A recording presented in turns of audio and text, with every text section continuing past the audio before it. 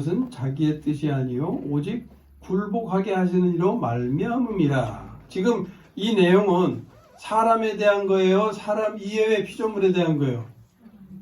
물론 사람을 포함한 모든 피조물이에요. 사람만이 아닙니다. 그런데 모든 피조물이 허무한데 굴복하고 있다 그 말이에요. 또 이렇게 표현합니다. 그 바라는 것은 피조물도 썩어짐의 종노릇한 데서 해망돼요. 그러니까 피조물이 지금 어떤 상태에 있는 거예요? 썩어짐의 종노릇 상태에 있는 거예요. 우리도 그런 거예요. 우리가 성질, 교만, 미움, 이런 거 있죠. 이런 삶을 사는 게 이게 썩어짐의 종노릇 하는 거예요. 근데 모든 피조물도 그런 가운데 있다고 말해요. 그래서 아까 이사야서에는 평화로운 전경을 얘기하지만 썩어짐의 종로로 타는 모습은 뭐예요? 맹수는 약한 걸 잡아먹고 해치고 이렇게 되는 거죠. 그런데 피조물도 그런 상태로 있기를 원하지 않는다 그 말이에요. 그 바라는 것은 피조물도 썩어짐의 종로로 타는 데서 해방돼요. 하나님의 자녀들의 영광의 자유에 이르는 것이니라. 피조물이 다 이제까지 함께 탄식하며 함께 고통을 겪고 있는 것을 우리가 아느니라. 그러니까 사탄의 유혹과 사람의 범죄로 사람이 악해지고 만물은 망가지고 이래서 이 만물이 서로 피해를 끼치게 된 거예요. 사람이 환경을 망치니까 환경은 사람에게 또 해코지를 하고 이런 식이에요. 그런데 이것이 사람이 회복될 때 함께 회복된다는 거예요. 그래서 이 피조물이 뭘 고대해요? 하나님의 아들들이 나타나기를 고대하는 거예요. 하나님의 아들들이 나타난다는 것은 우리의 구속이 완성되어지기를 기다린다 그 말이에요. 그래서 이 망가진 피조물의 회복은 사람이 회복될 때 함께 되는 겁니다. 사람은 생명나무 열매 대신에 뭘 먹었어요? 선악과. 선악과라는 말의 뜻은 선악을 알게 하는 열매죠. 선악을 알게 하는 열매는 결국 알게 한다는 건 왜? 지식이에요. 사람의 지식. 그래서 선악의 열매를 먹음으로 하나님의 생명을 받지 못하고 사람의 영은 죽은 상태가 된 거죠. 이후에 사람은 혼이 발달하게 됩니다. 사람은 영과 혼과 바디 이렇게 돼 있잖아요. 영이 죽으니까 대신 혼이 발달하게 되는 거예요. 그래서 이성적이 되고 지식을 추구하고 그것의 표현이 자기 옳은 소견대로 사는 거예요. 그 결과 어땠습니까? 사람들이 자기 옳은 소견대로 사니까 이성적이고 지식을 추구하고 자기 옳은 소견대로 사니까 선하고 아름답게 사라지던가요? 성경은 어떻게 증거합니까? 예? 그 결과 사람은 하나님을 찬양하고 경배하고 예배하는 게 아니라 오히려 하나님을 등지고 악하게 살았다는 거예요. 악하게. 그 정도가 어땠느냐? 하나님께서 사람 지으심을 후회하시기에 이르게 했다. 그게 창세기 6장의 내용이잖아요. 창세기 6장 5절 6절 보면 여호와께서 사람의 죄악이 세상에 가득함과 그의 마음으로 생각하는 모든 계획이 항상 악할 뿐임을 보시고 땅 위에 사람 지으셨으면 한탄하사 마음에 근심하시고 그러세요. 그래서 하나님이 어떻게 하셨어요? 진흙으로 만든 거 다 이렇게 꾸겨가지고 이제 버리셨나? 예? 그거 얼마나 이쁜데 그거 이렇게 꾸겨서 버립니까? 다시 회복시키시려고 하나님이 은혜로 개입하셨어요. 은혜로 개입하셨어요. 그것은 뭡니까? 당신의 생명을 주셔서 회복을 이루시는 겁니다. 저는 간략하게만 지금 정리하고 가는 거예요. 잘 받아 들으셔야 됩니다.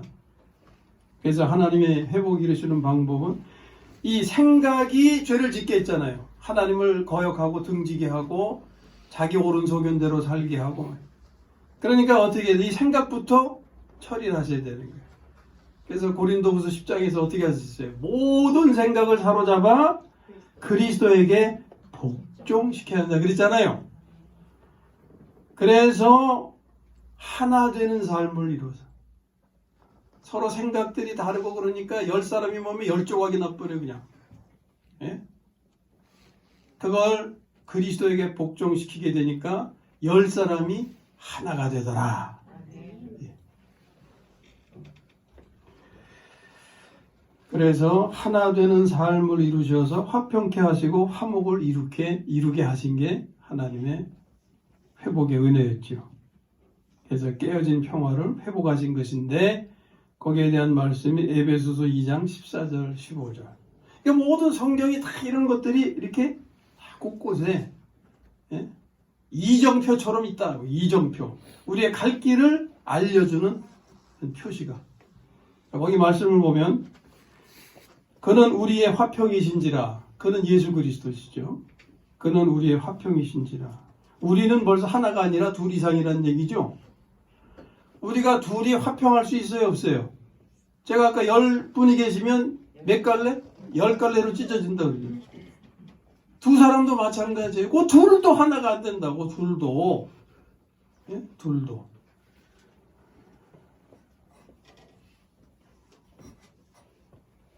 그런데 주님이 우리의 화평이 되셔서 그는 우리의 화평이신지라 둘로 하나를 만드사 원수된 것 곧 중간에 막힌 담을 자기 육체로 하시고.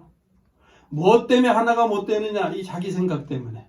각자의 생각 때문에 이게 서로의 담이 되는 거예요. 다 그 생각들이. 그러니까 이것을 깨트려야 되잖아요. 이 담을 허물어야 되잖아요. 이 담을 허무는 방법은 모든 생각을 사로잡아 그리스도에게 복종시키는 건데 십자가의 죽음이다 그 말이에요. 예? 십자가의 죽음. 나를 내가 십자가에서 처리하도록 해야 이 생각이 그리스도의 생각과 같아지게 돼 있고 다른 사람도 그리스도와 같아지고 10명, 1000명, 10,000명이 같아지면 하나가 되는 거예요. 그래서 그리스도가 우리의 화평이시라고 말씀하는 겁니다.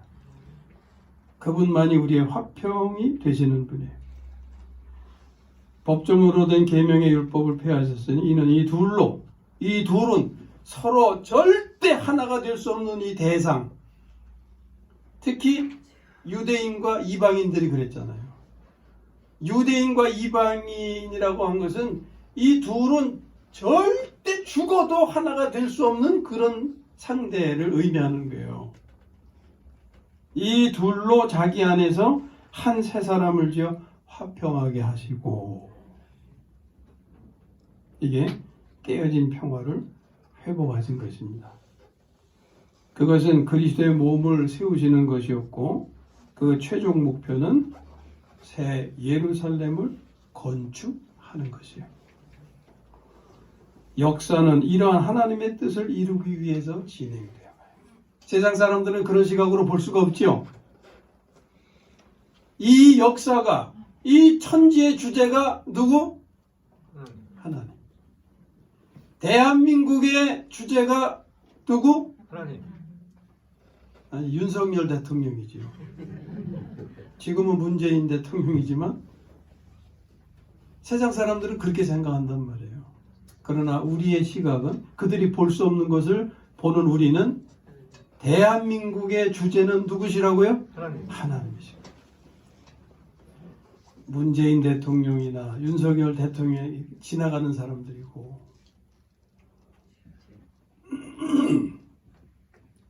그래서 세상의 역사를 하나님의 구속의 관점에서 볼 때 그 역사를 구속사라고 표현하는 거예요. 세상 사람들은 세상의 역사를 절대 구속사로 볼 수가 없죠. 자, 이제 요한계시록을 대하면서 우리가 하나님의 심판에 직면하게 되는데, 하나님의 심판은 사탄의 개입 때문에 있게 된 것입니다. 본래는 그래서 이 심판이 사탄에게만 해당되는 것인데, 천사나 사람 중에서 사탄을 추종하는 무리들이 생겼죠. 천사들 가운데서도 일부가 사탄을 추종하는 그 무리들이 있었고, 사람에게도 그런 무리들이 생겼어요. 그래서 심판의 대상이 늘어난 거죠. 사탄과 사탄에게 함께한 천사들의 무리나 사람들의 무리. 이 심판은 즐거운 것은 아니죠. 그런데 피할 수도 없는 거예요. 그러나 하나님의 자비와 긍휼하심은 심판의 과정에서도 우리를 유익하게 하시며 그 기간을 줄여주십니다. 요한계시록에서도 알 수가 있고 그 이전의 말씀에서도 다 말씀되어졌기 때문에 알 수가 있어요. 심판의 과정에서 우리를 유익하게 하시는 것을 이렇게 표현해요. 금을 얻기 위해서 그걸 어디다 집어넣어요? 용광로에다 집어넣죠? 근데 용광로를 지나면은 어떻게 나와요? 정금으로 나오게 된다고 그러잖아요. 그게 다 그런 의미를 상징하고 있는 거죠. 심판의 과정, 대환란의 과정, 이게 바로 우리에게는 용광로와 같은 거예요. 대환란에 아직 직면하지 않았어도 오늘 우리의 살아가는 과정에 얼마나 많은 용광로들을 지납니까? 예? 그런데 믿음이 없는 사람은 그저 다 없어져 버려요. 용광로에다가 금이 들어있는 그 뭔가를 집어넣어야 금이 나오지, 금이 없는 걸 집어넣으면 어떻게 돼? 그냥 다 없어져 버려요. 저나 여러분들이 이 세상에서 그런 이 환란의 과정, 용광로의 과정을 갈 때 믿음이 있어야 살아남습니다. 아멘? 믿음이 없으면 다 없어져 버리는 건 망하는 거예요. 믿음을 가지려면 나에게 뭐가 있어야 돼요? 생명이 있어야 돼요.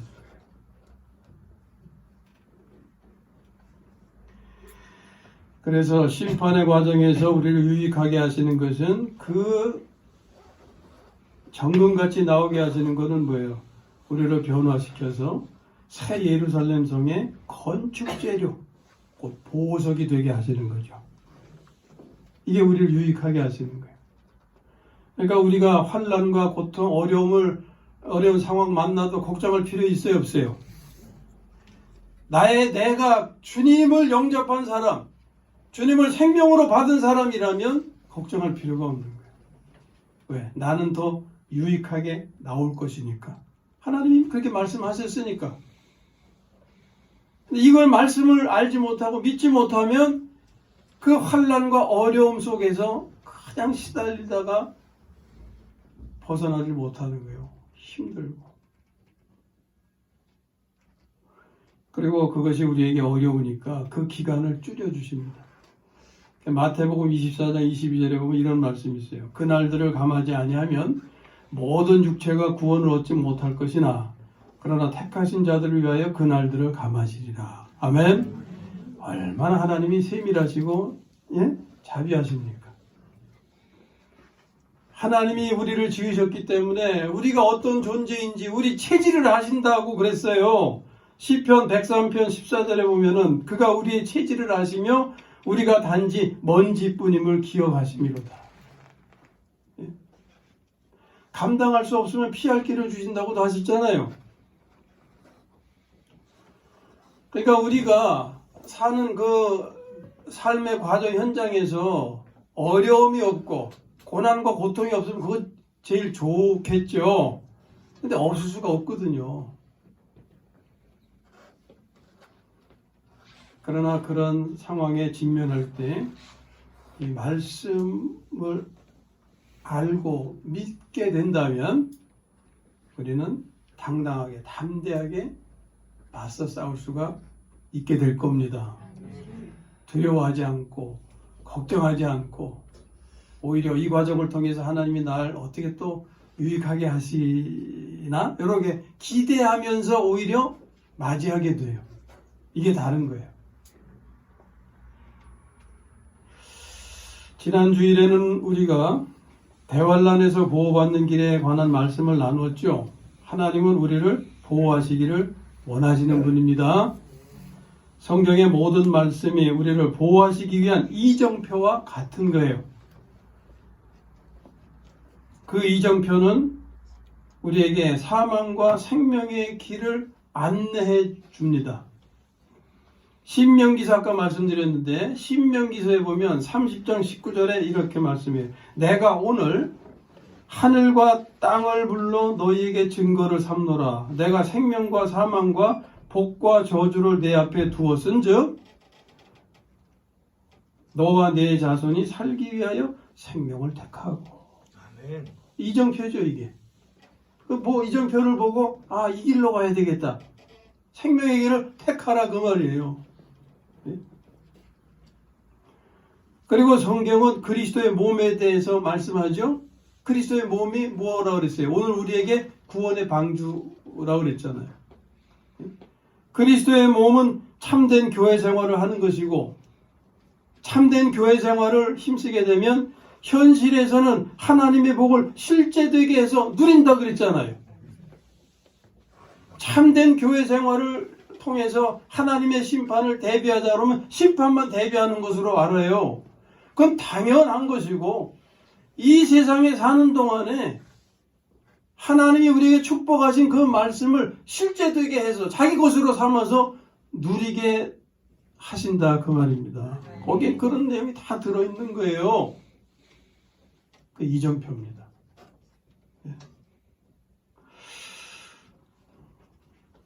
자, 요한계시록을 통해서 하나님의 뜻을 깨닫고 어디로 돌아가라고요? 하나님의 말씀으로 다시. 그래서 새롭게 하시는 말씀. 그것을 다시 듣는 은혜가 있으시기를 바랍니다. 아멘. 한번 이 산 나누면서 격려해 보세요. 우리 말씀 앞에 서시기를 바랍니다. 말씀 앞에 서시기를 바랍니다. 말씀 앞에 서기를 원하시는 게 하나님. 그래서 하나님이 말씀 앞에 서면 이제 새롭게 들려주실 준비가 되어 있으신 거 하나님은 내가 준비가 되느냐 하나님 그거 기다리시는 거예요. 예? 자, 마칩니다. 바라기는 성경을 가까이 해서 이정표를 발견함으로 하나님의 심판을 대비하며 현실에서도 하나님의 복을 실제되게 하여 누리게 되시기를 주님의 이름으로 축원합니다.